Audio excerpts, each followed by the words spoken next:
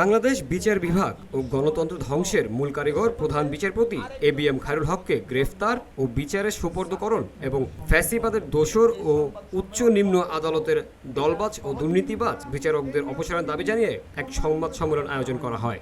এই সরকার প্রতিষ্ঠিত হয়েছে ফ্যাসিবাদ পতনের পর, তাদের প্রথম দায়িত্ব ছিল খায়রুল হককে আইনের আওতায়। ব্যারিস্টার কায়সার কামাল বলেন, খায়রুল সাহেবকে এখনো আইনের আওতায় আনা হয়নি, যে কারণে বাংলাদেশের আইনজীবী সমাজ হতাশ।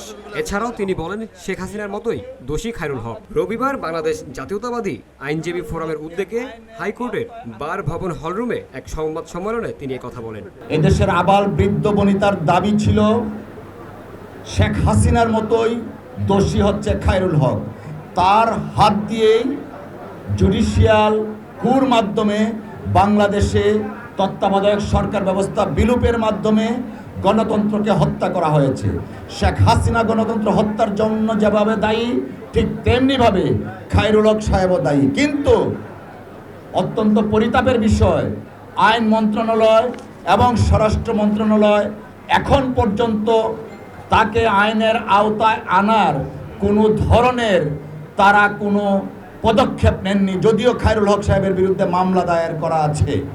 বিএনপির ভাইস চেয়ারম্যান ও জাতীয়তাবাদী আইনজীবী ফোরামের সভাপতি জয়নুল আবেদিন এক লিখিত বক্তব্যে বলেন, এদেশের নিপীড়িত নির্যাতিত রাজনৈতিক নেতাকর্মী সহ দেশের সাধারণ নাগরিকদের দীর্ঘদিনের গণতান্ত্রিক সংগ্রামের ধারাবাহিকতায় বিগত 5ই আগস্ট ছাত্র জনতার ঐতিহাসিক গণ আন্দোলনের বিচারের পরে আমরা নতুন বাংলাদেশের স্বপ্ন দেখেছিলাম। ইতিমধ্যে দুর্নীতিগ্রস্ত ও ফেসিবাদী 12 জন বিচারপতিকে বিচার কার্য থেকে বিরত রাখার ঘটনা ঘটেছে।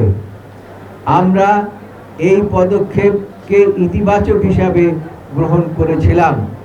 আমাদের প্রত্যাশা ছিল এই প্রক্রিয়ার অংশ হিসাবে হাইকোর্ট বিভাগের যে সকল বিচারপতি বিগত আওয়ামী ফেসিবাদী আমলে আমাদের বিচার বিভাগকে ধ্বংস করে আওয়ামী লীগের এজেন্ডা বাস্তবায়নে সরাসরি জড়িত ছিলেন, তাদেরকেও অপসারণ করা হবে। এছাড়াও তিনি বলেন, 5ই আগস্ট পরবর্তী বর্তমানে যে সময়ে আপনাদের মুখোমুখি হয়েছে, অন্তর্বর্তী সরকার রাষ্ট্রের দায়িত্ব গ্রহণের পরপর সুপ্রিম কোর্টের আপিল বিভাগ ছাত্র জনতা ও গণতন্ত্রকামী আইনজীবীদের আন্দোলনের মুখে ফ্যাসিবাদ মুক্ত হয়, কিন্তু সুপ্রিম কোর্টের হাইকোর্ট বিভাগ এখনো ফ্যাসিবাদ মুক্ত হয়নি। বাংলাদেশের গণতন্ত্র পুনঃপ্রতিষ্ঠা, আইনের শাসন, মানবাধিকার রক্ষায় আমরা অবিলম্বে উচ্চ আদালত এবং নিম্ন আদালতের ফ্যাসিবাদের দোষর ও চিহ্নিত দুর্নীতিবাজ এবং দলবাজ বিচারকদের অপসারণ দাবি করছি। পাশাপাশি বাংলাদেশের বিচার বিভাগ গণতন্ত্র ধ্বংসের মূল কারিগর সাবেক প্রধান বিচারপতি জনাব ABM খায়রুল হককে অবিলম্বে গ্রেপ্তার এবং বিচারের মুখোমুখি করতে হবে।